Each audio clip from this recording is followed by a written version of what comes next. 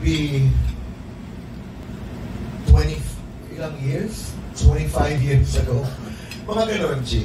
I wanted to adopt. Si Bong ang may ayaw.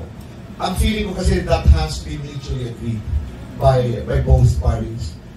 Ang problema namin nun, Bong was flying for an airline as a flight attendant. So, kulang kami sa oras. Ang sinasabi niya parate, wala na tayong oras para sa isa't isa. And then, ano ang kapasidad natin mag-alaga ng isang bata? We might be unfair. But I remember there was a time I was insistent. Gusto ko talaga magkaroon ng bata. Gusto ko lang. Kasi maliit kaming pamilya, dalawa lang kami magkapatid. Ngayon, isa lang ang pamangkin. I have an adopted nephew. So, we're a very small family, pero napakalaking clan. Dahil maraming magkakapatid nga, yung kapatid ng tatay sa ama, kapatid ng tatay sa ina.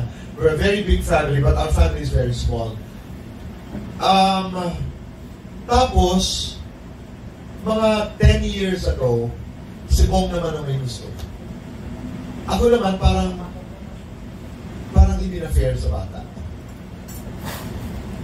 Mga 5 years ago siguro, before COVID, duman lang sa isipan namin. But, I don't know if it is a regret na hindi ako, sana, hindi ko alam. I don't know. I don't know, but I love children.